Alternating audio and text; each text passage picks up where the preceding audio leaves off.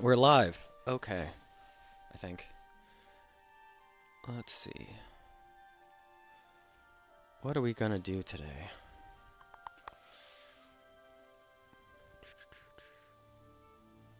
Oh, I need to get chat. Okay, that's a good start. Let's get chat. Pop out chat. There we go.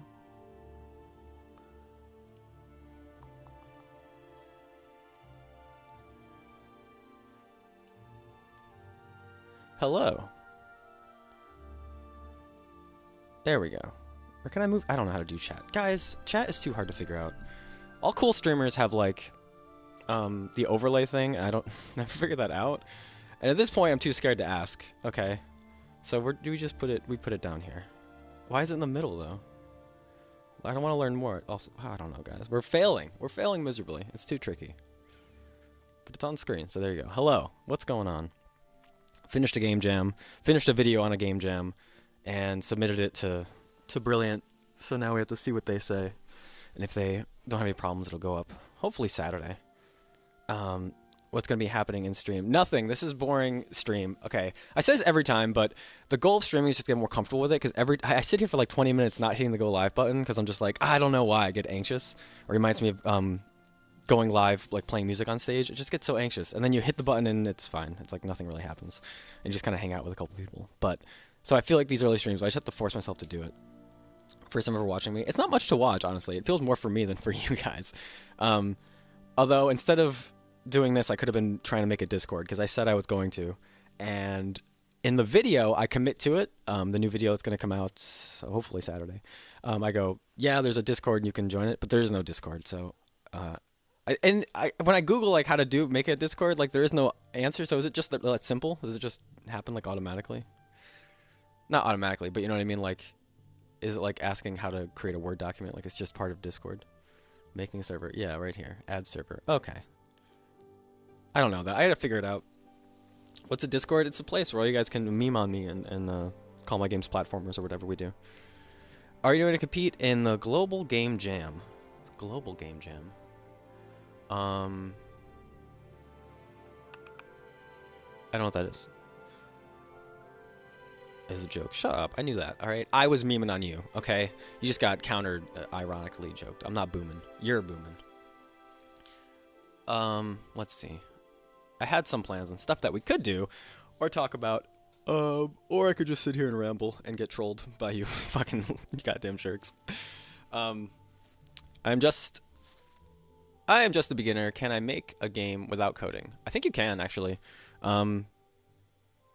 Without any coding though, I feel like you should learn some. Where's my Unreal boys at? Don't you guys have like your flowcharts? Don't you guys? I'm pretty sure all you guys do is you like draw little lines between boxes and then your game looks beautiful. Not that I'm jealous or anything. I'm just saying it seems pretty cool. But I feel like there's that, and then what's that one that everyone makes cozy games in? Let me Google it. I feel like there's a YouTuber that I saw called like Godis. I'll Google it. Godis. Yeah, this guy Scratch, is that what I'm thinking of? Okay, chill. Does Godot support visual scripting? I don't think so. There's visual stuff to it, like because it's a game engine. Blueprint scripting. This dude does like he made a Godot video 20 hours ago. Guys, we gotta react to that. Oh my god, he's copying our shit. Guys, he's trying to copy our stuff. That's not cool. He's the Scratch duder. That's how I know him. I mean, I don't know him, but that and his game looks cool. But yeah, I feel like this thing... Here, let's pause music. Scratch is crazy. Yes, the logo may look like it's a character from Peppa Pig, but it's actually a really cool game engine. It was created almost 20 years ago by MIT to help teach programming. Hey, Black, what's to up, kids dude? and adults alike. It uses a high-level, almost Lego-like visual scripting. Yeah, this is all visual, right? You don't need to learn any coding for this.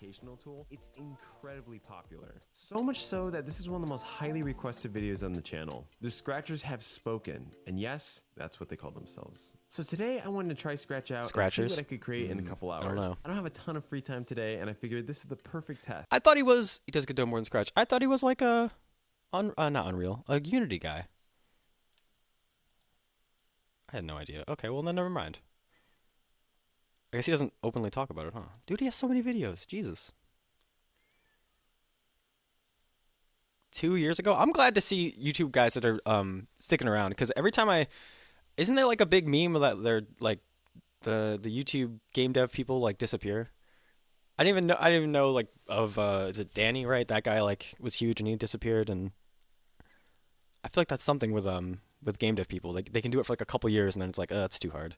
It really is one of the hardest um YouTube like niches to work in because you have to make a game, right, which is its own thing. It doesn't have to be good, so sometimes that helps, but like you want it to be good, like I do. And then when you're done making it, you have to do a video about making the game. That has to be interesting. You have to like sort of, be funny or I don't know, talk fast. I don't know what the fuck I do, right? You have to do all that. And then the cherry on top is that when you put the video onto YouTube, you get thrown into the gaming niche category, and the gaming niche category is like me playing Call of Duty, and it's like, wait, so it's the worst return for all that work. Yeah, it's kind of depressing when you think about it, which is kind of funny because right now there's some drama in the community being like, all these fake, game devs, they aren't real game devs, and it's like, yeah, but like, it would almost be easier to be a real, not easier, but it would be a little more like straightforward. It's like, okay, I can just work on a game, put the game out there, and no one would know about it. So I guess that's why we do YouTube part of it, but.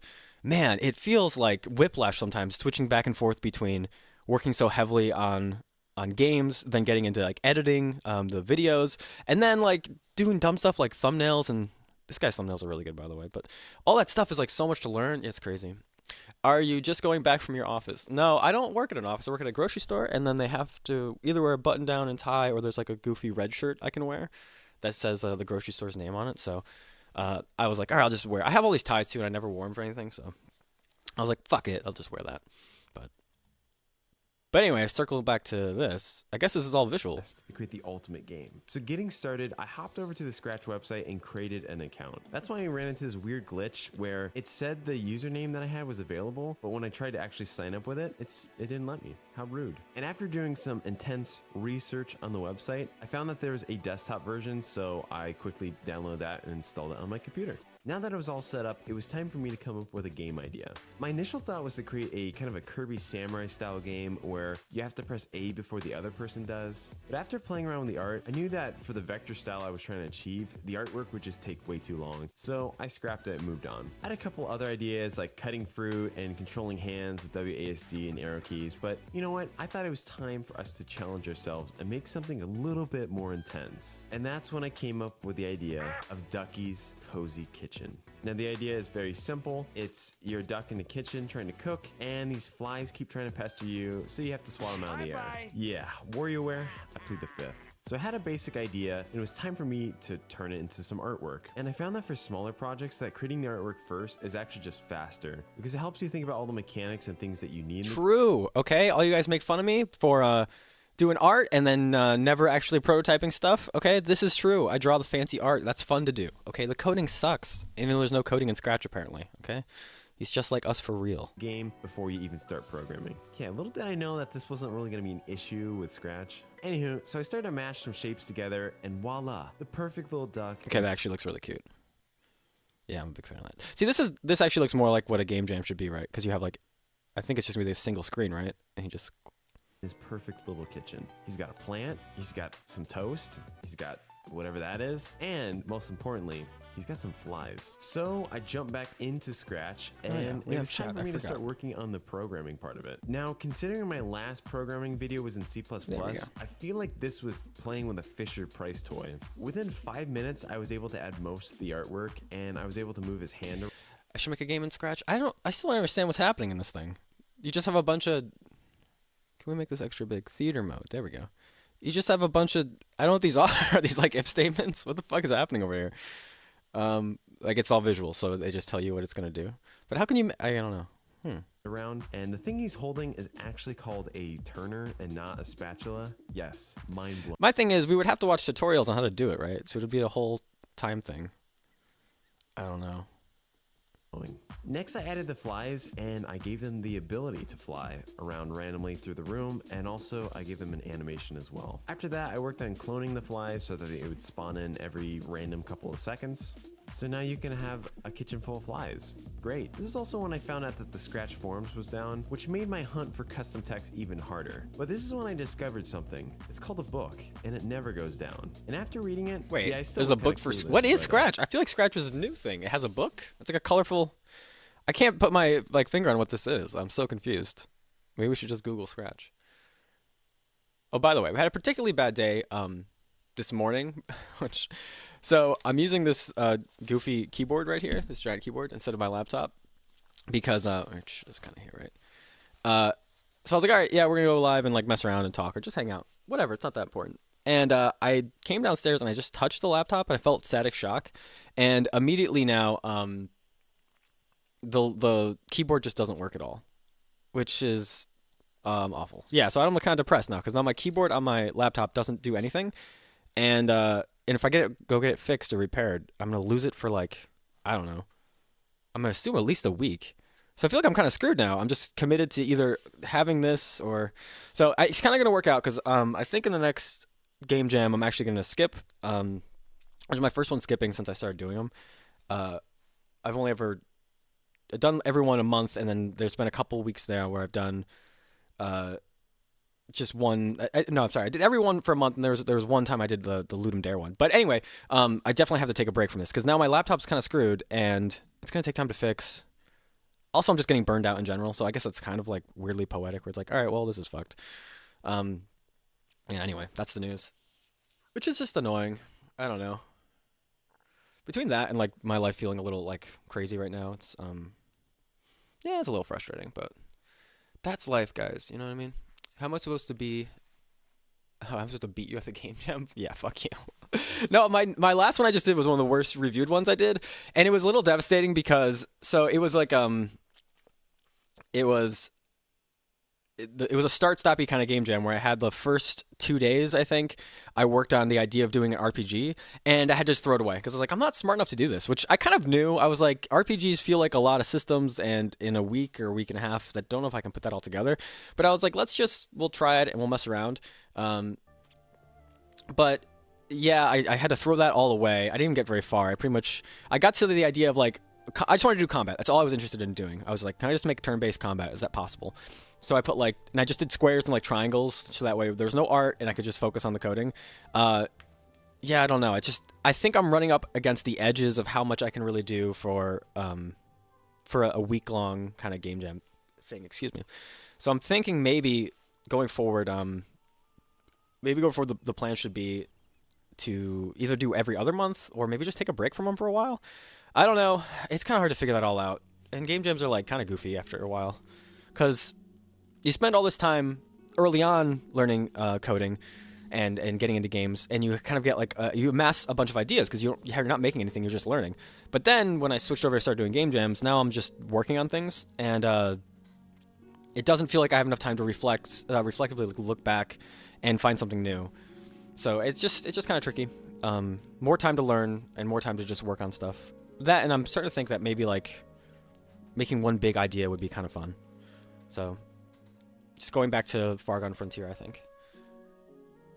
Because I have it. It's called Billy the Cursed here, and it's still like a fun project to work on. I think I spent like 1 month like refactoring it all, where I just rewrote all the code for it. Not all the code, but like a lot of the basic functions on it, so it was easy to work on. Because it's my first thing ever coding. So a lot of it was just really kind of screwed. So when I rewrote it all, it felt kind of fresh, if it ever loads here. It felt kind of fresh and new and like, all right, this is easy to work with. But then it was just back to game jams. And also like the process for doing the game jams is getting like longer and longer. It sounds great. Thanks. Yeah, the process is getting like super long. So it's kind of tricky. What used to be like, all right, we'd do the game jam and like the next day I would do the video, like almost exactly. I would be like, all right, next day or the next 2 days, I would just record the audio and then do most of the video and have it be done. Now it's like, it feels like a week of working on the video, maybe a week and a half. And that process is too much, because then I'm doing 2.5 weeks of every month doing game jams. And that's not enough time to like actually, because then it really is whiplash of being like, all right, that project's done, let's walk away. Where the hell was I here? Like, how am I going to pick this up and like, yeah, and have it function and be good? So that's where I think I've always realized this, the more intense the Game Jam videos we're getting. The problem is that they do so much better, so it's kind of tempting to just make them. Taking a break from... Oh, actually, I should read up here. Taking a break from nonstop game jamming sounds both healthy and probably useful learning-wise. Yeah, it is. Reflecting, as you said. Yeah, it's got to be better for me. I think there's a reason why, like, not a lot of people do them back-to-back like I've been doing. And also an important thing is, like, I am really self-conscious that I'm, like, making similar games because they all have, like, that WASD movement, and even when I tried to, that's why I tried to do the RPG thing, is I was like, maybe I'll just break that, and there's no movement, it's just like a combat, you win, you go to the next screen, it's combat again or something. But the further I get from my comfort zone, the harder it is to put something together in a short period of time.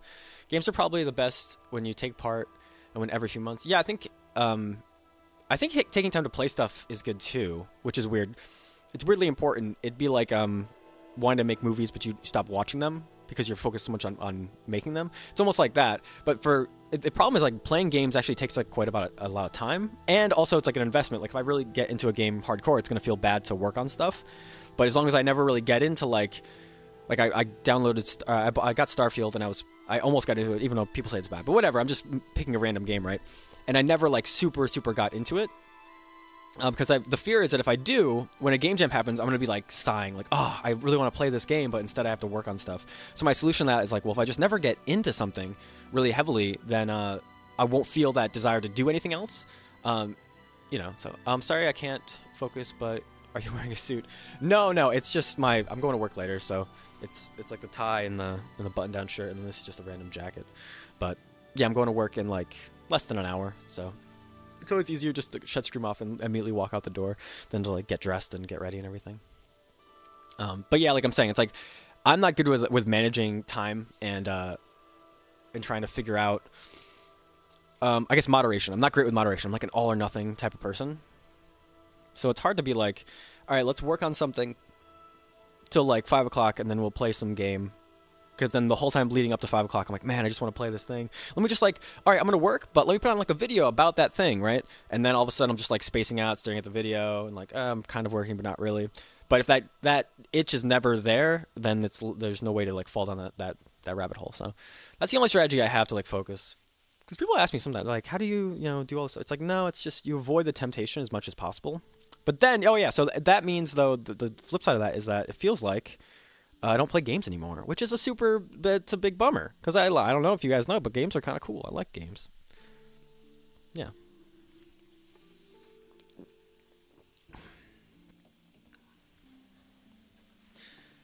So, I don't know. It's a whole thing. I guess I'm in kind of a weird place today.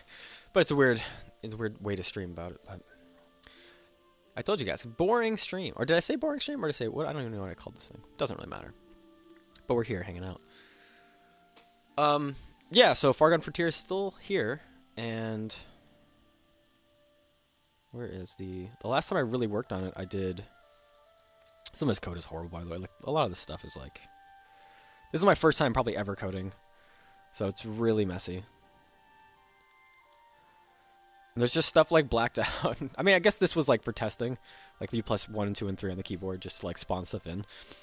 So it's not, like, important, but the last time we worked on it, I did is it main menu or title screen? I did the title screen, which came out really well, but that's because it's all art stuff, and art stuff's fun to do. Yeah, I was pretty happy with this. I tried to choose, like, a weird angle so you could actually see into the sky for once, because all my angles are, like, top down, or, yeah, not isometric, just top down. So this one's, like, a little bit more different, so I was happy with that, but I don't know. It's gonna be, I think the hardest part for this stuff, and, like, Black, if you're still here, probably answer this, but it's hard to know, like, when to commit to a project, because they take so long. There's so much, I'm not used to that, because in the music world it's so short. You write a song, and honestly the best songs you ever write come out the fastest, and then, I mean, maybe you fall in a rabbit hole of, like, trying to chase some weird idea and you waste a month, but in Game Jam world, I mean, not Game Jam world, in video game development world, it feels like you have to chase something for, like, months to even know if it was okay. Like, maybe you just get to a prototype really fast, but even with Far Gone Frontier, if I play it, like, I'm not so sure it's fun. I don't really know.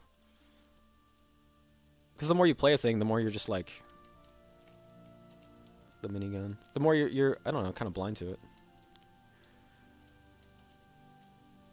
there's so much stuff I could fix in this, though. It's been a while. This is all, like... This is going to be a little broken, I think. There's audio, but it's all muted. What makes you like the artwork side so much? I just was doing it for more time, so I feel more comfortable. And then I think, actually, this is kind of weird, but a reason why I kind of like art more is that I can do stuff while I'd work on art. It is kind of chill to like put on a podcast or something and just like work on art. But when it's coding, I lose focus way too fast. So I can either listen to music quietly or just nothing. So I'm just sitting in silence. And it feels great. Working on coding feels similar to in the music world, it felt similar to like recording, where recording really sucks, but when you hit play and listen to it back and everything's good and you put together a fun song and it's awesome, that feeling is really gratifying. Yeah, the process is really boring, so that's how it is with recording. The process is like super boring. Versus art, I feel like it can be fun. It can be bad, but it can be fun like the whole time. So it just depends on what I'm drawing, to be honest with you. The things you're more comfortable with drawing, like if I have to put together guns, I always feel like relatively comfortable. Bring up Photoshop here, because guns and non-people stuff, whenever I draw people, it always gets really messy. Just because I'm not great with anatomy when it comes to drawing people. I never have been, so. Oh yeah, the last time I opened Photoshop, it crashed, so. These were thumbnail ideas, by the way. I don't know. This is why doing the YouTube stuff sucks. I don't know what to like say in any of the thumbnails, because there's no good like. I was like between this one or like maybe it's a depression simulator. It's like this game where you put boxes on a truck. I don't know. Both of them are like I don't mind the art, but I don't have any like good text. I feel like the art came out well. Like that's good. That's clean. But then I don't know. My last game jam, maybe, but that's so clickbaity. I don't know. This is too hard. Coding I focus on well until I find a runtime bug. Yeah, bugs will be kind of dumb. There's so much for me to learn in the whole like debugging thing, because I don't really know. My strategy is just to like, when a bug happens, just try to force it to keep happening over and over until I can solve it. But there's supposed to be like stuff you can do with tools in like every editor to help you figure out what's going on and why. But yeah, bugs are scary. And then in this game jam, actually, I uploaded it and it was like just super broken. What got me into coding? Well, I was doing pixel art for a friend for a long time. We worked on two or three projects, and then eventually we had to stop working on our big project, and I was kind of left alone with nothing to work on. And that kind of bummed me out. And I was like, well, I don't want to just be like this art guy who can't like do things. I think I even joined like Godot Wild Jam and just put my tag like, oh, I'll do art or whatever. I can do that. But I don't know. I think most of my passion, like when I'm interested beyond both art and coding, I'm more interested in when those two things come together. So I really just wanted to make a game. And even when I was just doing art, I'd be very opinionated about like, I really want to make this. I think this could be fun. This would be the direction to go. But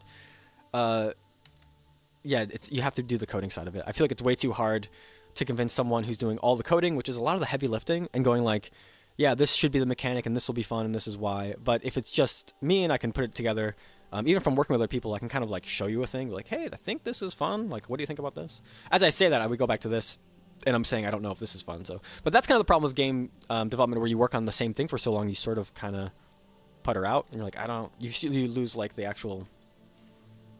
I don't say the passion, but I don't know. It loses the focus maybe when you look at anything for too long. So maybe because I took a break from a game jam, I can be more like open-minded with this.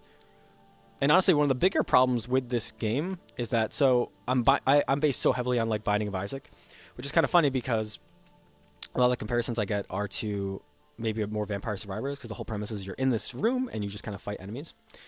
Hey, made a stream. Yeah, I'm here. I'm here streaming and memeing. So one of the things I was doing for this, because I'm like so heavily, let's say focused from Binding of Isaac, but inspired by it, is it's adding secret rooms.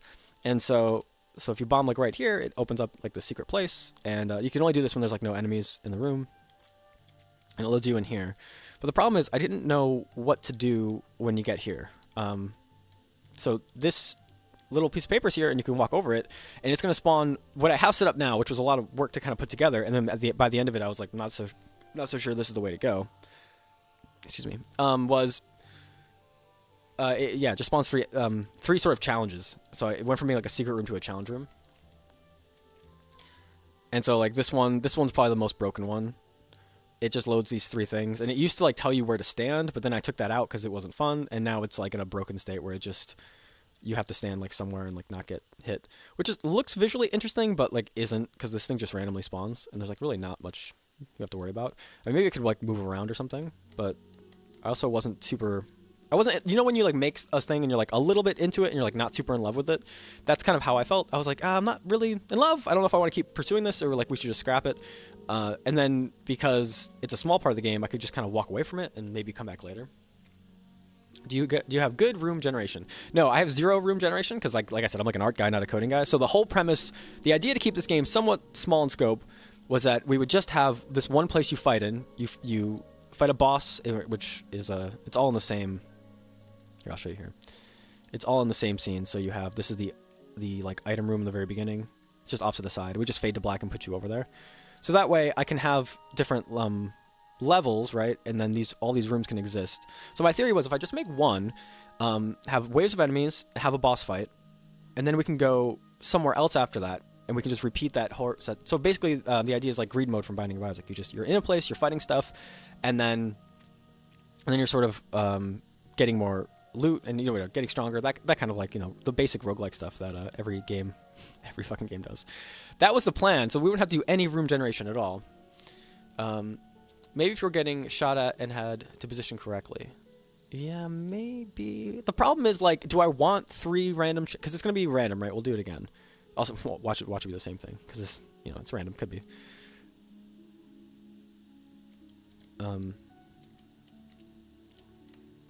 There we go. This gun. This is like the worst gun. I didn't include this in my gun video because it doesn't really do much. It's just like it's just a normal ass gun, which I don't think is good. I don't think I should just have. Maybe I don't know. It feels like I should have guns that are like kind of special or interesting, unique. The secret room wasn't the same exact place, so that's not a good start for my randomized. So this one was the only one that was fun. So I draw this dumb note, and it doesn't have to be anything like this, but this was just like filler, right? Yeah, I'll look into the Discord today. I Googled it and I felt like the biggest boomer. I was like, how do I make Discord? And all the video, like, how do I make Discord? How do I make a server? And all the videos are like, here's how you make the best bot for your server. You want to have the coolest. And I was like, no, I don't know how to make the server. And then I'm like, is that just the easiest part? And I don't know. Like, do I just hit like 2 buttons? Can we do it right now? But I did Google it. So there you go. Bertil, I gave it a goog. All right. Well, I don't know what more you want from me. No, it says in the next video that I have that'll go up, it's I committed to it. I say I have a link to the Discord, so that means the next 2 days something has to happen, or I'm just gonna be a liar. I can't be a liar though. All right, I have my integrity is on the line, guys. For the most part, Secret Rooms of Binding of Isaac was learning their generation rules, not really the rewards. Yeah, the Secret Rooms in Binding of Isaac are always kind of lame, right? Because it's like the super secret room is always, not always, but isn't almost always connected to like the boss door. I'm not talking about greed mode, obviously, like in the main game. Like there's the boss door, and then like it's the room before that is like the most commonly spawns there. And like I feel like that, because I knew that, I would always bomb into that one like the most. I mean, it wasn't 100%, but it was like, I forget what the logic is there, but it happens like a lot. But then like a lot of times it's just like 3 pennies or nothing. So very few times is it something super good. But the way I have this focus is that this is always like a challenge, so there's always like something to do. This one was the most fun, so which is dumb because all I'm doing is spawning enemies, which is what the main game is, right? The main game is you're in a room, you're fighting through waves of enemies, then you go to a boss, and then in my challenge room, it just spawns wave of enemies. But I felt like it was unique enough where this felt kind of fun. It just spawns spiders, and then like they spawn a little bit faster over time. And like it just felt like a sort of fun mechanic as it kind of got crazier, although this gun is like not really suited for this. It's just short range.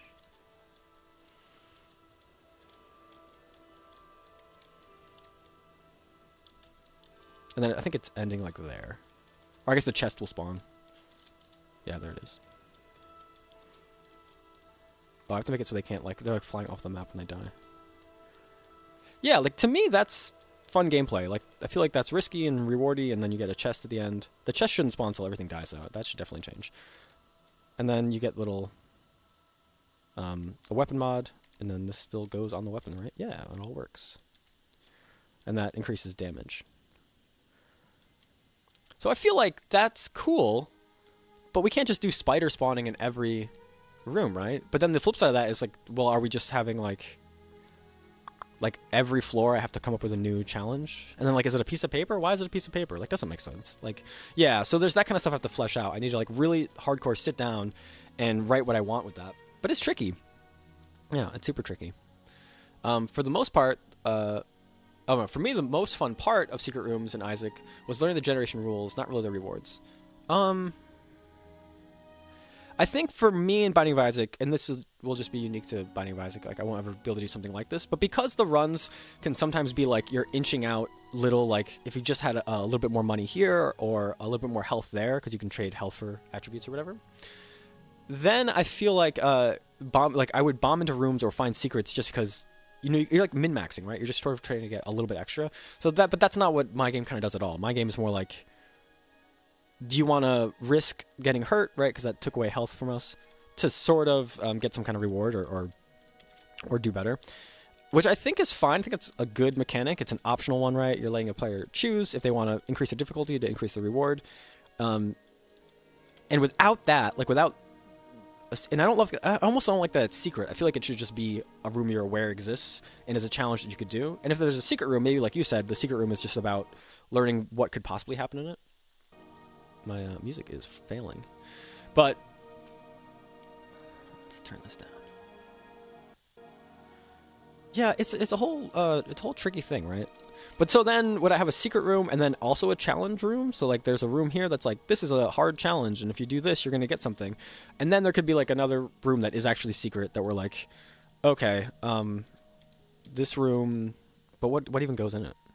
Because like Binding of Isaac secrets aren't, like you said, they aren't great. They aren't like these, oh my god, my run is fucking zooted now because of this secret room. They're always like kind of fun little Easter eggy type things. So since you're making it a challenge, hold on, I'll always read up here. So you're making a challenge room. It could be that there's enemies or a puzzle, and if you get hit once, you lose out on the reward. Yeah, that could be something. So my head is focused around like a couple big ideas. Or just, what would I say, like rules for the framework. How many years spent on this game? I started this game about a year ago, but we paused it for probably the past like 4 months just to do game jams. So here's like the couple big frameworks that I have for these things. I want it to be something that's repeatable. We can do multiple times, even if it's unique to the level, meaning that like the spider spawning thing, for instance, it never repeats in a run. But since the runs are going to repeat, it has to be something that's like somewhat interesting to do, right? It can't be like you sigh like, ugh, like I hate this one, like this is so boring or a waste of time. It can't be anything like that. And then it has to be something, it has to be something doable, meaning that like if it is unique that this desert level has this unique area, right? When I go to like the snow or whatever, this is like, let's say there's like a snow area, like the next level, which is not going to happen, but let's just say, right? I can't do something insanely crazy that's going to take me like months to develop. Like, oh, it's going to be like this cool, like interactive, like a meteor comes down, like this crazy. It's like, whoa, what's going on? Like we have so many more levels, so much more content to do. Like I don't want to get too lost in the idea of it being like super crazy.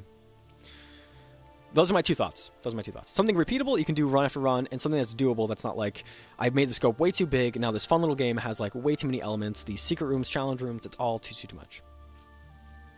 Okay, hold on. What did you say there? I like that you're like co-developing the game with me. Thank you. Greenix, is that how you'd say your name? I don't know. I'm bad at the name stuff. Sorry. Something akin to Hades, if you played it. Yeah, I played Hades. I didn't play very much of it. It seemed super awesome and fun, but I think that was around the start of me getting into like the game dev-y type stuff. So I kind of, like I said, I kind of either get distracted or force myself to get distracted, so that way I'm not playing a game and working on stuff. Sigsy, hello. Hey, what's going on? All right, so we can actually like play through like a round or a wave or whatever here. The UI needs to all change. It all needs to be worked. It's going to take time. Let's see. Yeah, so this scene I don't super love. I wanted to draw something and go somewhere else. I just need to tone it down or fix the lava. The lava's like too orange or yellow, I mean. But there's something here to going to different areas when you sit down. I think that's kind of cute, and I think that plays in the idea of Far Gone Frontier. So I like it. I just got to like do some better art, I think. Will you ever make a 3D game in Godot? Yes. At some point I will. The problem with that is So the stepping stone should be to start with something that's like is it 2.5D? Basically, I do a 3D scene, right? Which is where's my scene stuff? Oh, where is it? What the heck? This. Yeah, so it's like a 3D scene, but using pixel art. I feel like we could do something like that, right? Can't you do like, where's the camera? Didn't you do some camera trick where everything has the same depth perspective? I don't know. But there must be something there, right, where I can still do pixel art, because it's going to be too much for me to learn Blender or whatever else I need to learn on top of like whatever the 3D script is, because I'm sure there's another dimension, right? So it's got to be different coding. Vector 2s become vector 3s. Is that all that changes? I always get distracted when I want to do a project. What do you suggest to getting undistracted? Remove yourself from the distractions. That's all I can do. I can fight them, but I don't want to. It's too hard to. So instead, I'd rather just like go into a place where there are no distractions. It was so funny. My work actually the other day, they were like, we need someone to show up. They're gonna clean some stuff. They were like cleaning a department. They hire this team to come and clean, right? But they do it at nighttime. They do it from like 8 p.m. to 10 p.m. And they're like, we need someone that can just stay. The person that's closing that day can't. And it was my one day off. It was Tuesday. And I was like, absolutely. Let me go do that. So just because I went into work, they're all leaving. And I'm like, okay, bye guys. And I take out my laptop. And for those 2 hours, I'm stuck in an not unknown place, but you know what I mean? There's no distractions. There's no second monitor. I don't have like a TV to like put on a dumb stream, like this dumb stream. So no distractions at all.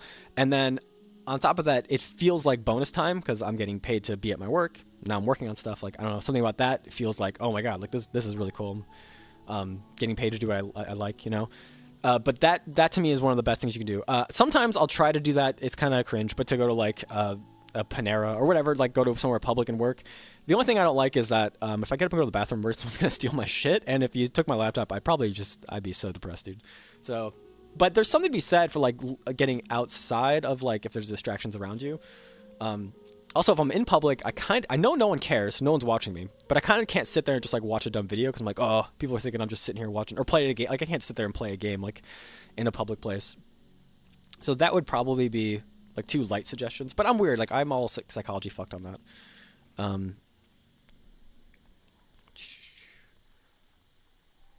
don't know how to get the fog effect. Yeah, the fog effect was this shader that I found. And the guy deleted his YouTube video. It was an awesome YouTube video. I watched it probably a couple months ago. No, it was a long time ago now. It might be almost a year ago now. Wait, I was on Night Crew. Yeah, it was a year ago. And you know how I could find it actually? Hold on. Just for you guys. I bet I could find it if I Googled the code. Because I think he took down the YouTube video. It was a really big YouTube channel too. I didn't realize it at the time. You ever just like watch a video and you're like, wow, this guy's really smart and fun. And this seems like really cool. And then you like click on their channel. And he's like millions of views, like all this stuff. I'm like, what the fuck? Like that was my memory of it. I could be wrong. I'm getting old, so I could be very wrong. Fog is here. This is the fog. It's a scene. And I followed his tutorial. In his tutorial, he just used this texture. That's the Godot logo. Yeah, which is funny. But yeah, if I click on this, all the code is... I never opened this, so I don't want to fuck it up. Yeah, it's just this. This is all the fog. This is all it is. So I guess you could pause the stream here and then just make this.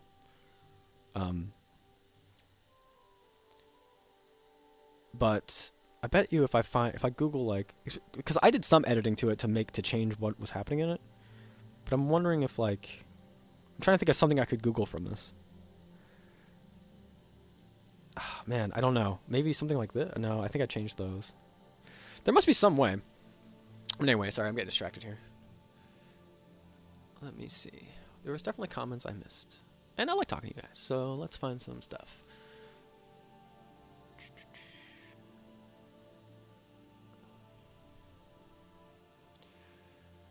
What are my YouTube shorts get sucked into a black hole like this? Yeah, it's okay to get sucked into a black hole. I try to set time to like avoid it if I can. The cam blocks some... Oh, yeah, hold on. No camera. Okay, so there you go. This is the actual code. From there to there. It's not very complicated, and it does all the fog. And then... So there's some exported variables, right? I don't think so, because I mess with them. Let's see. Yeah, so I can change like the opacity here and the octaves. So the octaves change is like how many iterations of the fog, I guess you would say. So if I change the octaves down, it gets easier to run. If I go like 1 octave, look how blurry it is, right? It's like ultra blurry. I think it'll affect the game right away. Remain silent. Walk. Is it affecting it? No, it's not. Okay, it's not going to affect there. But you can see it here. It gets all blurry. And then as you start adding octaves, it hurts performance quite a bit, but it makes it look way better. So 2, 3, 4, I think is what I normally do, which I think looks really cool. Looks slick. And then if you go past that, it doesn't, for me, I don't think it looks significantly better for how much performance you're losing. Yeah, look at that. It's like 20, and it doesn't really do much. It's already lagging. So 4. And then the color is pretty interesting to change. You can get some really interesting effects. You can make it like red or do some weird stuff with it. Yeah, really break it. Okay, 50 is way too much. You usually stay between like 0 and 1. So yeah, that'd be like really red looking stuff. But this is all so crunched out too because it's going through the canvas modulate, which is changing it. It's going like, I think there's got to be lighting effects, right? These orbs, they have color. So there's a lot of things affecting the color. Yeah, so it just all gets kind of funky. Hey, Polyknight, what's up, dude? I always see you guys in voice chat, and I want to jump in, but last time I jumped in, I was drunk, so I don't remember if I said anything dumb. Or just rambled about random stuff, so yeah. If I said anything dumb, sorry. Probably not, I don't know. Hey, I just found your channel. First time joining for a live stream. Keep up the good work. Thanks so much. The live streams are really chill. I always say this. I'm just trying to get used to them, so it's more for me than anything else. Yeah, and what we can do on live streams. I don't really know what we can do. Besides just talk about game development stuff, which is fun to talk about. How do you add lighting in the engine? There's just light 2Ds. It's a node. New scene. Oh, my dog's making noise. 2D scene. No, not a 2D scene. Sorry. Change type. It's going to be called a light 2D. And a light 2D is really, really simple. You just put a little light on it. It's actually not going to show anything here. I probably shouldn't do it on one of these. But we can... Oh, this is great. There's light 2Ds in all of these. I put lights in everything. They cover up the fact that I'm not the greatest artist. So, like we have this lantern here, and then we have 2 lights on them. So with them off, and then with them on. So, and then they're just sprites, but not sprites. They're just Photoshop files. You can see it right there. And I can make more of them, but I just made like 1, and I was like, this is fine. Like it sells it. And then I have one that's kind of, it's really, really soft, like you can see here. If I can make it bigger. But yeah, it's really soft, right? It's not pixel art at all. And then there's one that's a little more, let's see. Light and particle acid. This thing, all my name conventions in this game are all over the place because it's my first time learning to code, so it's probably the worst and the most frustrating part. Like some things are, what's that thing? The cap thing where it's like second word is capitalized, and then some things are underscored. It's like all over the place. Yeah, this. So if I put this here, this one is a more cartoony one, but together, if you use both of them, they're kind of interesting effects, which is what's happening here. This one's like the soft glow, and then this one is like the more, whoops. Is it not this? Yeah, this one. Oh, it's very light. Oh no, wait, this isn't that. I guess I have this on the actual lantern itself, but yeah, it's really simple. It's just easy. I don't know. I don't think too much about it, but I use them on everything, and it helps. I feel like it helps add a lot of polish to stuff. If anything, I just try not to go too overboard on it. Yeah, sometimes being more subtle is the way to go. Oh, we can pull the camera back up now. Oh, yes. There we are. Oh, what's up? How do you... Yeah, we did that one. Maybe play some Game Jam games on stream and rate them. Maybe. I always say maybe I could do that, but I feel like that would be kind of boring for you guys. If I was playing your guys' games, that'd be kind of fun. Light does make it look good. Yeah. Photoshop. I do all my art in Photoshop, so I get... Because people... sometimes I'll get the question, like, why don't you use Aseprite? And I think you can do most things you want to do in both of them, if that makes sense. Like, I don't think either of them has, like, this crazy advantage. If anything, I think there's some tiling stuff that I've seen in Aseprite that looks really cool. But because I came from a Photoshop background, and that I was, like, a graphic design stuff in college, Photoshop gives you the ability to, like, kind of mess with stuff in a weird way. Like, I don't know, I'm sure this exists in Aseprite, I just don't use it right, but the ability to do, like, weird glows, or, there are times where you can just, like, bring stuff in from... The other day I was watching a devlog, and I forget what it was. There was this guy who had like this cool enemy monster thing, and I was like, I really wish he just did like this one. I should have been streaming because it was kind of fun to do. I screenshotted the video and then brought it into Photoshop and then just messed with his pixel art because you just trying to draw over it. Weird stuff like that, I just feel comfortable because I know Photoshop. I'm sure you can do stuff like that in Aseprite. GIMP, I used that once or twice when I was like really young in high school still, but yeah, then I found a pirated Photoshop, baby. And ever since then, we never looked back. Okay, every new computer is the same Photoshop. But I should pay for it though because my Photoshop is like laggy all the time, and I have to restart it like constantly. Which reminds me of this laptop being broken is like so upsetting right now. I have to bring it somewhere, and I googled like where I could bring it, and I just see this guy's face, and I don't trust him. I don't know how else to describe it, okay? I'm giving him my computer. There's nothing weird on my computer, but I'm just saying if anything happens to this is every game file, everything I've ever worked on. Like, oh man, it's a little stressful. And the only thing broken with the computer is the keyboard. Like, I was so unlucky. I literally just came downstairs, like, let's stream, which really means let's get ready to stream, where I stare at the go live button for 20 minutes. But I was like, let's do that song and dance. It'll be fun today. And I came downstairs and I just touched it, like just that, like a little. We have just the camera. Okay, if I move this thing, it's gonna break. But it's right here, and I just touched it, and it went like, it shocked me. It was like, tsk, and then it was just like opening, like you could tell the keyboard was just like doing stuff, like it was just inputting random like numbers and everything like that. And I was like, fuck, like I know it's not a virus, like this thing just broke, and I restarted it, and now it's nothing. Like the number lock key is just like the light's just constantly on, and the keyboard does nothing. So like I'm happy the computer's not broken, but like, man, we talk about obstacles from temptation, like being tempted to do fun stuff or play fun games, stopping me from working. But then the other side of it is like obstacles from like real world stuff, like having to fix stuff or like. Yeah, get stuff taken care of, like for instance, my car is like not registered. Like real life stuff getting in the way really sucks. Like all I want to do is sit here and work and hopefully not be distracted, and then it's distractions on one end and then real life responsibility on the other. It's like it's so hard to push those both aside.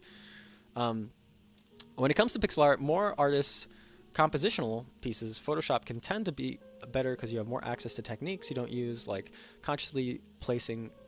If you'd like to consciously place every pixel. Yeah, I mean, Photoshop has this stuff that I'm just super used to. Like, we were looking at this before, and like it's helpful for me to have this dumb little screen there. I mean, I know I can just zoom out. But still, it's just nice. Also, I know all the hotkeys. I said that last time, and then we opened Aseprite, and I was like, yeah, guys, like, Photoshop's so much better. Like, look, B's the brush, Z's zoom. And then I went to Aseprite, and it's like, B's the brush, and Z is zoom. And I was like, I'm a dumb fuck. I'm a dumb fuck. Like, I was like, okay, well, I don't know why. I gassed up Photoshop so much, and it's nothing special. But it's nice to have, one thing I will say I use everywhere is the dumb, like, we'll see if we can find it. PC. Oh, it's probably gonna be. Whenever I go here, it's like always old pixel art. So let's see what we have. It's either. Oh, these aren't that old actually. I'm trying to think of a good example of the stuff I use for Photoshop, because there are good examples of like. I was gonna say like it's like the effects, the glow effects, and like all this other stuff. I'm sure this boss had a bunch. No, that's not the right boss. Get out of here. PC laptop share. Everyone knows that's the folder that means like this game. Enemies, boss enemies. This boss. This file's way bigger. No, it's not way bigger. Yeah, so she has some of this. This is a boss in Lithium. It's one of the last things we worked on, and I was getting better at pixel art. You're always like sort of getting better. At least I hope I am. Okay, sorry. What did you say? And usually want to stay simple for game art. Oh, it's composed. What else you said? Okay.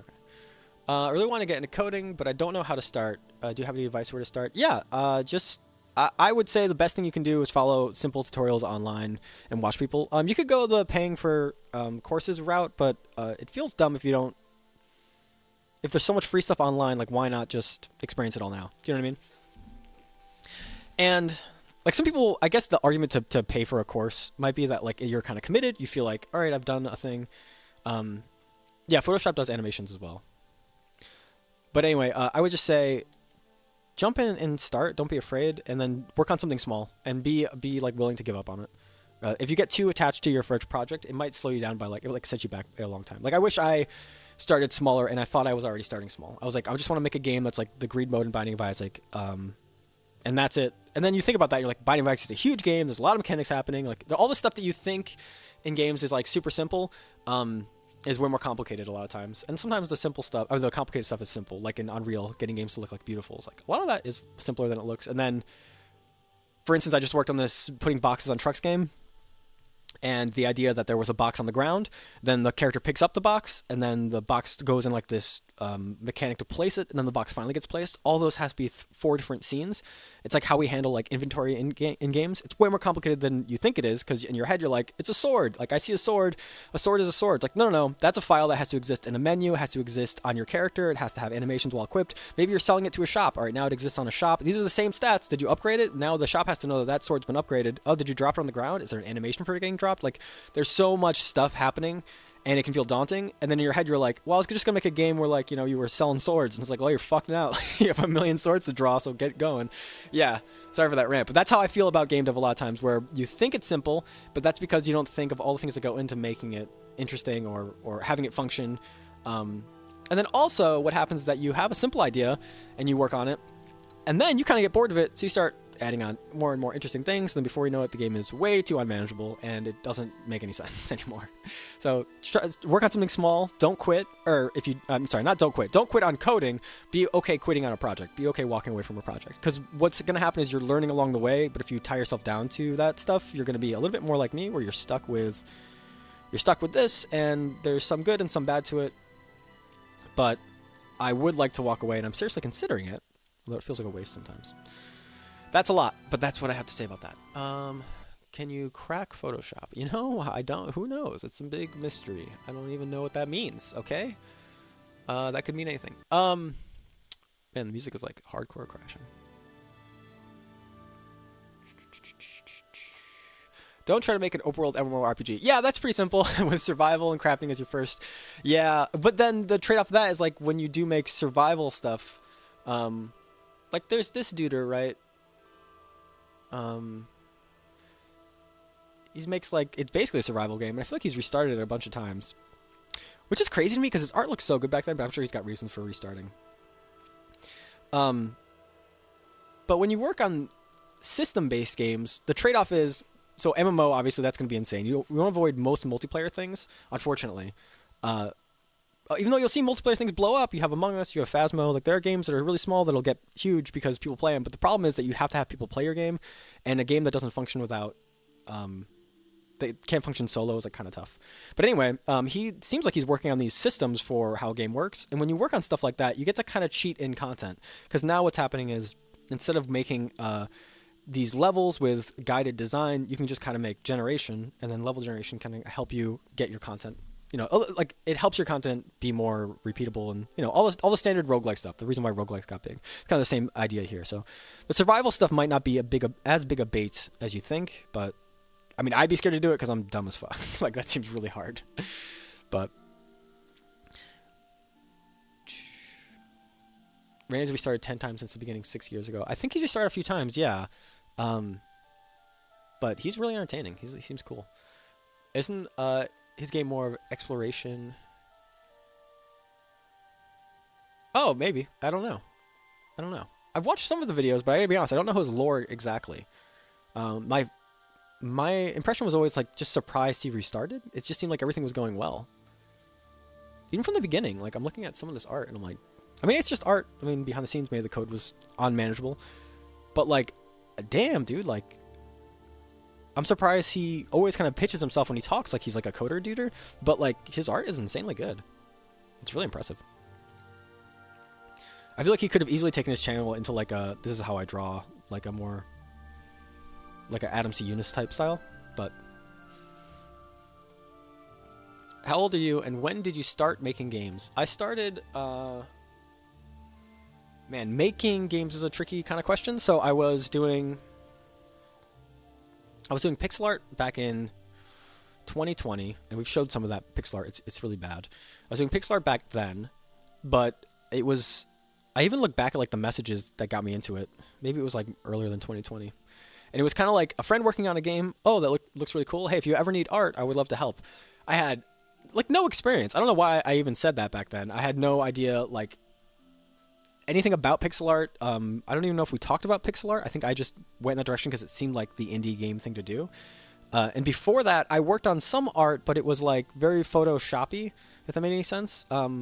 We had this project. I'm rambling so much, but before I was doing game dev, let's see if it's in the Dropbox actually. Before I did any game dev stuff, a friend found a game that he said was the precursor to Magic the Gathering, and you played it with a deck of cards, like a deck of like actual playing cards, and it was like this game you could just play. It was like everyone drew from the deck, and you would play them. And he was like, you know, it'd be really cool if we made these actual like made art for him. So that was like the last thing I really did. Looks like I'm not even like logged into Dropbox. I was trying to think if I can find this, but maybe I can't. But anyway, I did art for all the cards, and that was kind of fun. Go to my account. I don't know. Decline. Oh, it's trying to offer me stuff. Anyway, but that was like the last time. That was the beginning of me doing art. And then when I jumped into pixel art, I had no idea what I was doing. I don't know why I told them that I could do it. But sometimes it's the best way to go about it. Like, oh, I want to help. Let me get in there and help. Because then it was years of learning from that on. So that was probably 2019, I think. And then we worked on a bunch of projects. All of them kind of crashed and failed.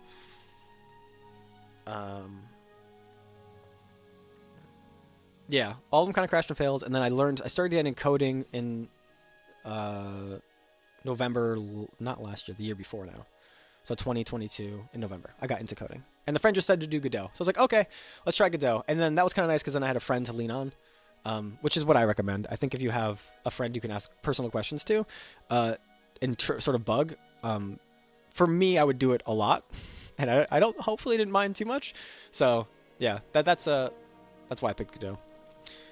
Luminous, hello, hi, what's up? Okay, I forget what I was... Oh, I was going to try to find that art, but I don't know. All right, so anyway, full back to this one, though. Why I use Photoshop? Yeah, you get these little glows like this.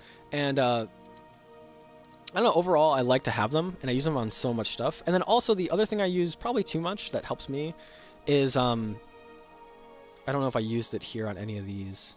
Or sometimes I'll use them, and then you rasterize, right, the image, so you don't have them anymore. But basically, I would do things like let's say this is the main body, right? And let's say the colors just weren't there. And Photoshop, I'm not sure if you can do this in Aseprite or any other. I mean, I'm sure in other like Photoshop-y type stuff, but I don't know about Aseprite. So I would do stuff like create this like a hue saturation here, create clipping so it's just affecting this, and then so I think these colors are fine. I wouldn't do this now. I wouldn't change it. But like let's say I wanted to. Oops, got that there. So you could go through here and be like, oh, we need to just like touch this up. Like this is just not quite where I want it to be, or like yeah, change it. And it's nice to be able to do that on the fly, and then when I have something I really like, we just like sort of save it out. Yeah, and it functions on all these animations. So I like that. It feels kind of nice to have that, but I don't think that's in Aseprite. It might be. I don't know. And then you can even do it to like the whole boss if you really want to. It feels like a nice little cheat code, honestly. Are these the glasses? Oh, these are just the glasses. Yeah, so if we wanted the glasses to be like a different color. Yeah, it's nice to be able to do that. Why don't you use Krita? I've never heard of Krita. What is Krita? Let's give it a Google. I mean, I've heard of it, but I don't actually know what it is. Oh, Krita seems cool. Yeah, I think I have seen this. The answer is why switch, right? Because I feel like I know the things I want to know. So why like change it up too much? But if there was a really compelling reason, like this is a thing and this is the only way to do that thing, then I think I would consider it. But as it stands now, all the restrictions seem to be on me, right? What can I learn or what can I get done?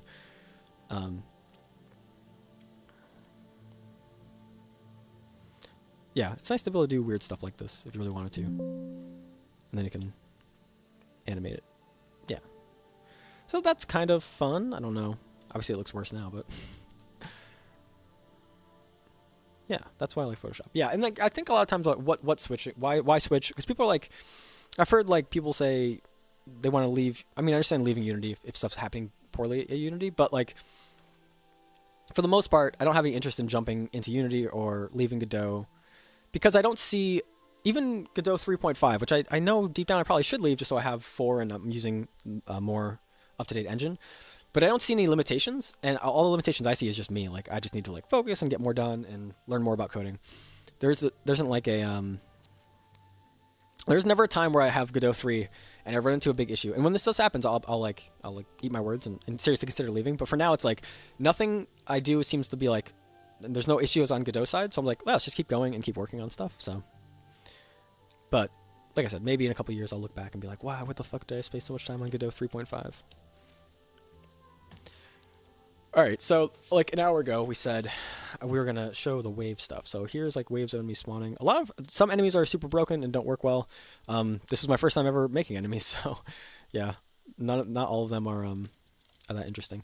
I had the money disappearing in the beginning, and then I took it off, but it felt like more of a fun risk reward. I just think that maybe the money should last longer, because as it stands now, it is a little frustrating to see it like fade away. Or maybe the collection size should be a little bigger so you can kind of get the money when you're closer to it. You don't have to like hunt them down. And then maybe we could do some kind of indication for where enemies spawn. Although right now when they spawn in, they can't hurt you for like the first couple of frames. So to me it feels okay, but I could see it being kind of frustrating. And then we have the lantern, but we didn't pick any abilities for it, so it doesn't really do anything right now. It's just gonna...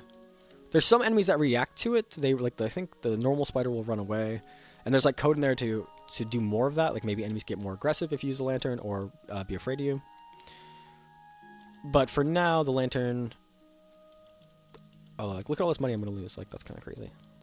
Yeah, maybe I should adjust the width for how much money. And also, more money drops the more times you're killing enemies without getting hit.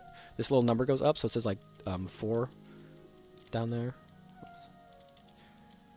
Yeah, to me, like running and dodging and shooting is like fun. Like this is stuff that I enjoy, and also it's kind of mindless. So it kind of makes sense that this is the stuff I enjoy, because I would love to like play games like this and then like just listen to podcasts or talk to you guys, I guess. Oh, and you have any TNT left. I think we wasted it doing dumb shit. It should be like the last wave here. It's supposed to be indicated at the bottom there. I don't know if it was broken or not. I wasn't paying attention, but it definitely goes through phases of being like really broken and then like being okay. It just depends on where I'm feeling.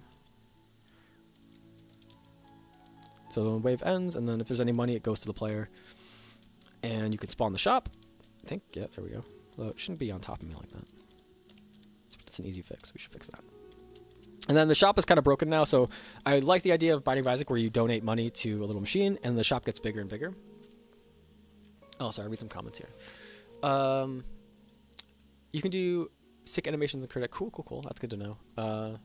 Just do whatever Gungeon does. Yeah, except I'm not really that Gungeon like inspired. I was always more Isaac inspired. I haven't really even played much Gungeon at all, actually. I've talked about it more than I've ever really played it. Could there be a power-up that magnetizes the money and brings it to you from further away? Yeah, there absolutely could be. Right now, all the character adjustments are tied to the gun, meaning that like these are weapon mods. There's no merchant that sells you anything that's gonna affect the player. The closest thing to that is the heart here, which increases your max health. When this breaks too now, I didn't fix that. Yeah, well, that's another thing to add to the list of broken stuff. Oh, thanks, Nardev. I appreciate that. Yeah, so maybe there could be like another merchant, but then we're growing the scope again. Now there's another merchant that's going to sell you stuff that affects your character or how your character gets stronger. Like, yeah, that seems a little yikesy too, but maybe. How about this though? We could have one where like when the lantern's on, because the lantern's like a powered up ability. When you kill enemies, it charges, and then you can use it like I'm using now, and it lasts for a certain amount of time, and then it goes away. We could have it so that way, like maybe one of them's like, I think I had something like this, but I took it out. But there basically was like agreed.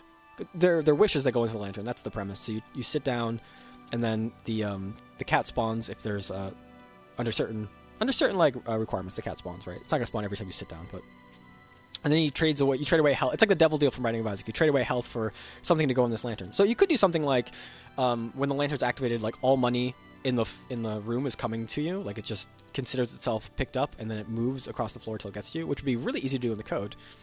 Hey, Kobe Dev, what's going on, dude? I'm just trying to deal with real life stuff. So, but no, I think I'm doing well. I'm doing well. Yeah, catching me live is not very special. I just kind of ramble over here until I have to go to work.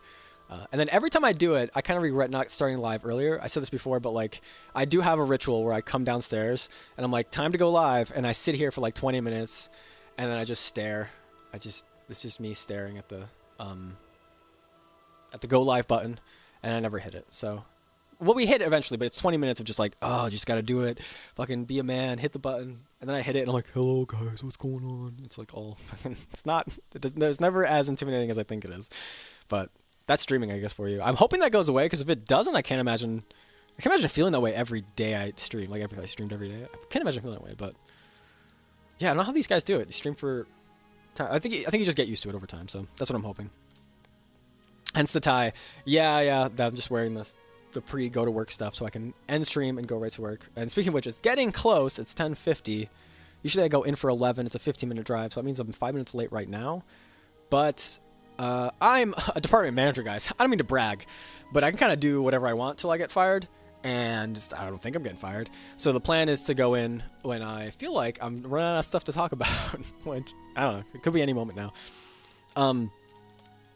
No, I realistically, I probably should go at like 11 o'clock-ish, because then I'll like stop and get coffee, and then it'll get there for like 11:30, which is fine. I don't know. It's nice to be like a department manager, because then you can kind of do what you want. Also, like, it feels weird talking about like a real world life job that isn't coding, right? Because it kind of feels like I wish it was coding. I wish I went to school for coding. Like, I wish I had a different path, right? But then part of me is thinking, you know, it must be really hard to go to your job, sit in front of a computer all day, like stressed out, tired, all that kind of stuff, then get home and still sit at a computer. Because for me, like, I really wish I could sit at a computer, right? I work stocking shelves, like doing physical stuff, and then when I have a moment to like sit down and play a game or doing that stuff, it feels fun. It's like, oh, I haven't been doing this at all. But like to sit in front of a computer all day at work and then force yourself to do it at home, like that does seem a little crazy.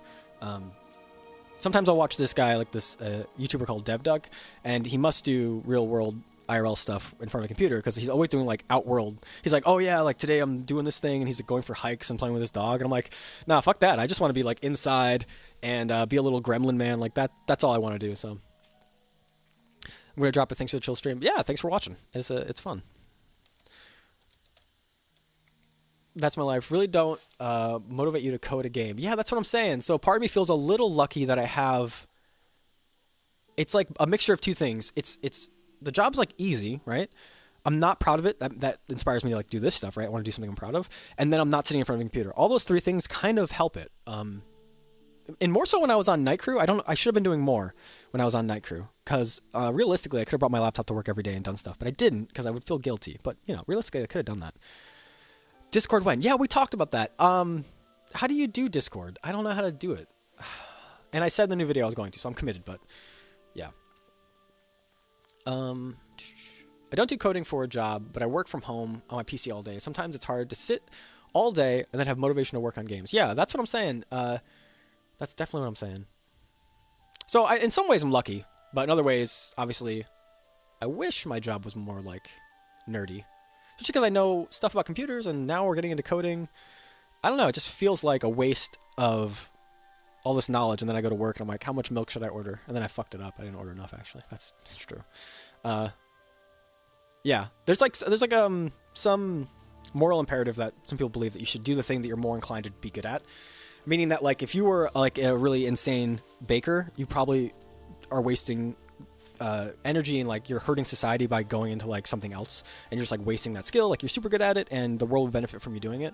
Sometimes I think about that. Not that I'm like super good at the thing, but like you do look at like other dairy managers and you meet them, or just managers at the grocery store in general, and you're like, oh, like you guys, I don't know, they don't have that same like desire that I have to like do this weird thing, and that's okay. But like part of me thinks like, man, I really should try to make something of it if I can.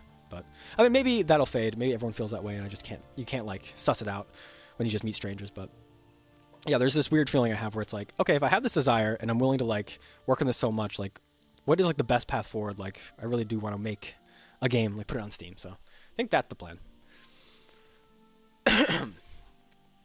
As you plan to quit your job one day and become a solo dev, I think so, but this seems kind of scary, right? Because then you're really relying on people watching you do stuff and making cool stuff. But just take it a day at a time, I guess. Hopefully, something that works out. It feels easier to do that kind of thing with a team, right? Because then you have people you can rely on and talk to about everything. which is kind of what I did here. I just used you guys because I spent this whole entire stream just explaining why I've been lost in this game and what I want to do going forward. Which is kind of what you would do if you had like a partner and be like, oh, let's do a meeting today and just talk about stuff. Except I have all the say and you guys just have to listen, okay? And you can't click away. That's impossible. But yeah, I have all the control over the game, which makes sense because it's my game. But I'm happy that the system works though. This whole like the mod system.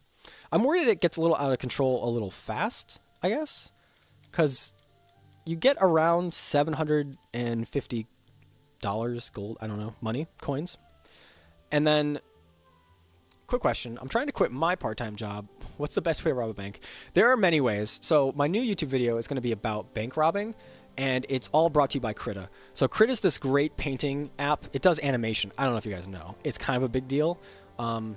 They aren't paying me because I don't even know what Krita is, but that's how, I don't know. No bank robbing, sorry.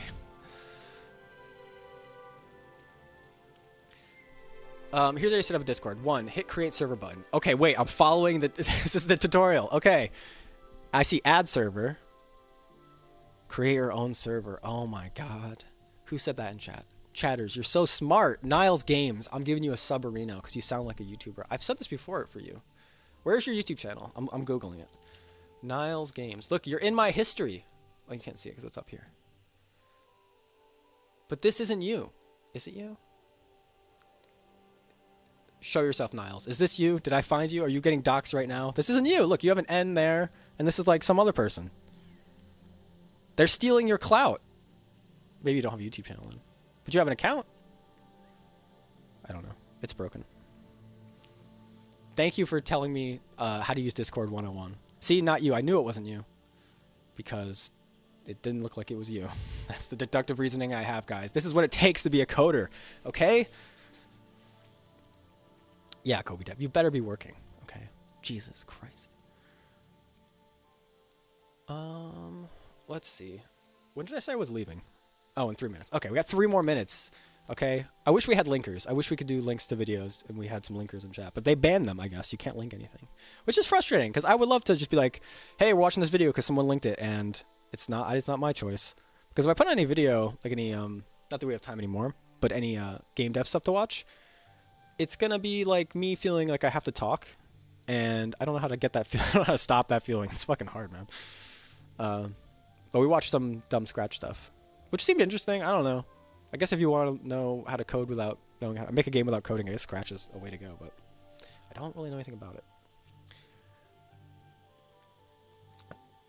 Do you plan on making tutorials, or is it not something you think about? Listen, okay, I have a theory. I have a complaint with tutorials, okay? I'm coming for you, Kobe. Is it Kobe? Kobe? I always call you Kobe. In my head, you're Kobe, so that's always what you're gonna be, Kobe Dev. Okay? I'm coming after you here.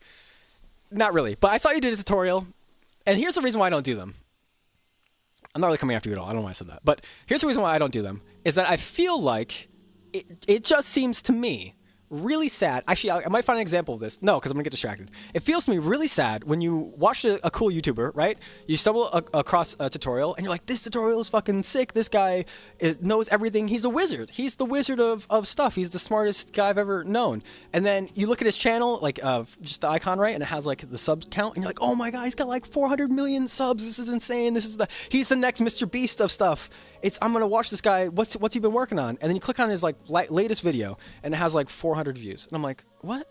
Why? And that feels like really bummed out and sad to me. I'm like, oh, I wish, because all these people find your channel, they sub to it, they know who you are, and they don't give a fuck about your stuff. And that like bums me out. I just don't want to be that.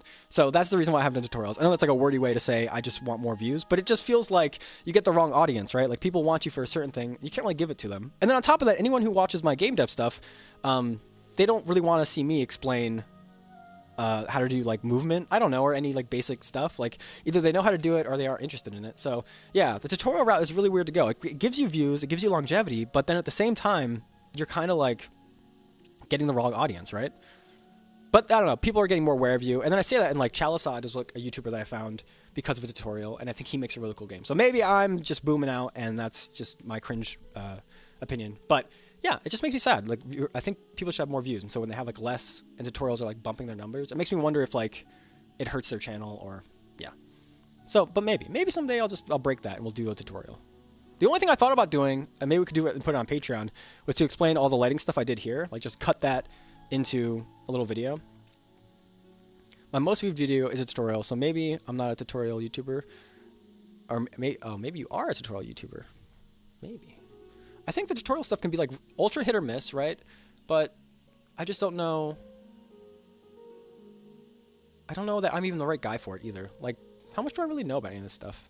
I started learning it like a year ago. I guess I know some things, but I don't know. I don't think I'm the guy for it. That basically is it. We really ran out of steam there on that rant. It started off strong, but we got there.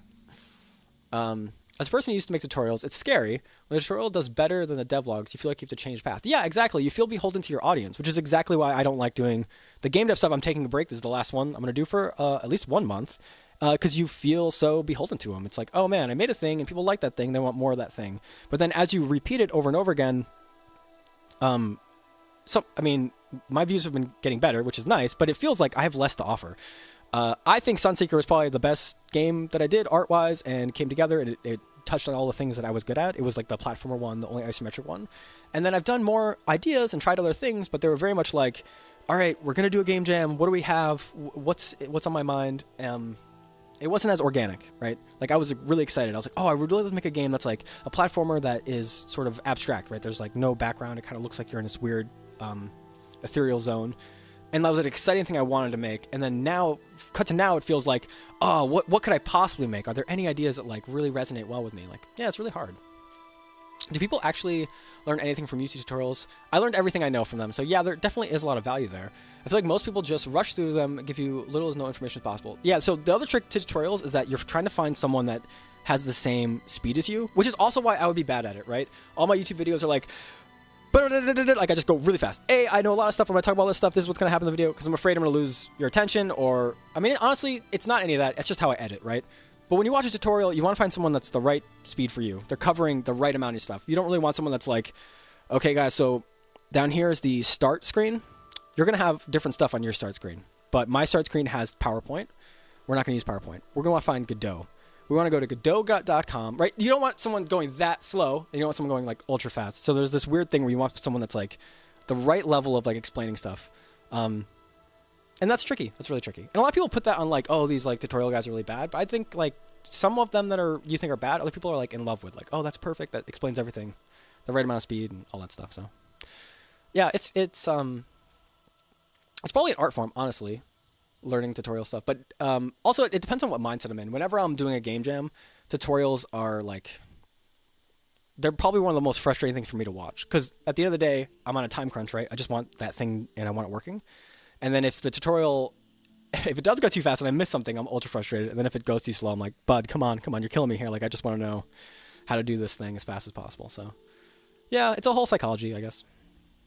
No, you're good. I'm just rambly. Yeah, you didn't come off as like super negative, but yeah, it's just it's like a mismatched in like your viewer versus the content creator, and like, yeah, that's why when you find a good tutorial guy, if they're doing all tutorials, it is kind of nice because then you can kind of follow them. Although the one strength that I think game tutorial guys have over maybe other stuff is that you can make a project and be like, we're gonna make, and it's a big thing. Like Heartbeast would do this, right? He's like, we're making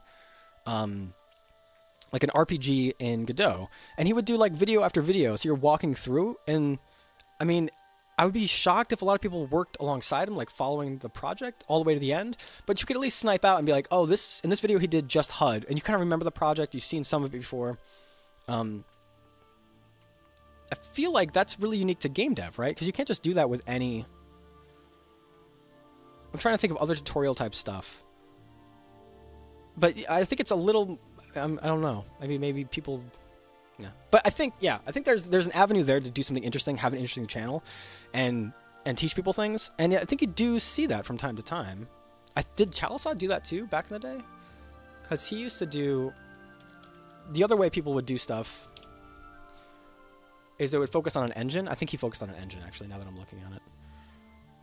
So his old videos, he's doing so well. That's awesome. He would focus on Love 2D, right? Is that what this is? Or is it just Love? Yeah, Love 2D. So that's another way you could do it too. You could focus on the engine, although you'd have to pick something kind of obscure and offer information to people that like actually want it. So like me knowing Godot 3. Also, that's the other thing. I'm gonna do tutorials on Godot 3.5. That'd be horrible. Who's watching tutorials for 3.5? Yeah, this guy is a great inspiration for me too. He's just super good.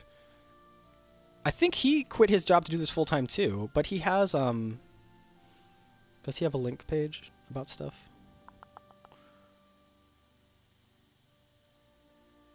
I'm pretty sure he said he had some video about how he's doing it full time now. He's also got a great community, but I feel like he used to do classes or something like that. Oh yeah, we should subscribe. I don't subscribe to like people enough. No, wait.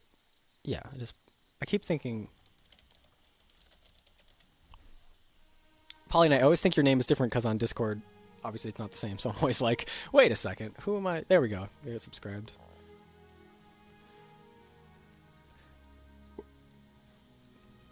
This is crazy, dude. That's insane.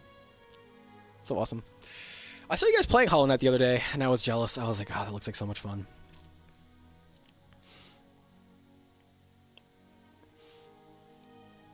Alright, it is getting late, and I'm procrastinating because work is way less fun than sitting here rambling to you guys. Also, all you guys are in here. That's so sweet. Thanks for checking out my random stream. I feel like I could have just been in Discord talking to you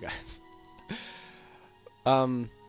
Bracky's was the big Unity guy, right? I feel like I watched him from the outskirt. Like, I feel like I watched some of it because he was a big tutorial person, wasn't he? I'm Googling it now. Yeah, this is what I'm talking about. So these are people that just disappear after a while, right? 3 years ago. You got Brackies. There's the memer. What was his name? The young kid. Danny, right? And then Sam something. Sam was another one that disappeared. I feel like those were the 3 guys that just like... They were doing so well and they were like, nah, I'm out of here.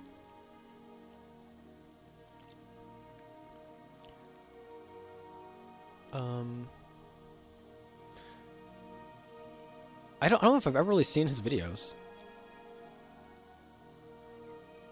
Thumbnails are really good though, by the way. Actually, I want to click them, but I have to go soon, so.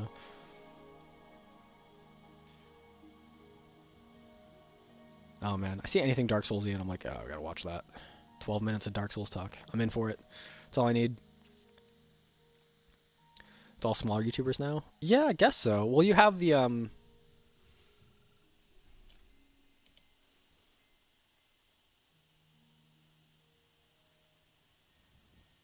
let's see. What's the, Blackthorn? Is that... You got this guy. Right? He's like a big YouTuber duder. Although in a weird way, it's kind of farming... It's kind of farming us, isn't it? Because it's just like... Haven't you guys done this? I know, Is it, a couple of our guys have done this. But I don't know. It doesn't seem fun, honestly. And some of the comments are really rough. The guys get like roasted. So this is when you get together a bunch of developers and they make a game and they cut from, if you haven't seen it before, they cut from YouTuber to YouTuber. So they'll be like, oh, this is this guy, and he's like, hey guys, come to my channel. I make a cool fucking MMORPG with survival mechanics, and I've been working on it for 2 weeks, and it's gonna be done next week. And then it cuts from like guy to guy, and then at the very end, basically they go like, this is the game, and this one guy fucked it up, and we all hate him. Like that feels like sometimes that's where the comments go. I mean, maybe I'm wrong. I probably am wrong. Just kind of talking shit. But it does seem a little worrisome sometimes when I feel like I would just fuck it up if I was ever in. I'd be like, I don't know what I'm doing. And then a lot of it seems 3D too, so yeah, this one is 3D, right? It looks beautiful though. For this is like the second person.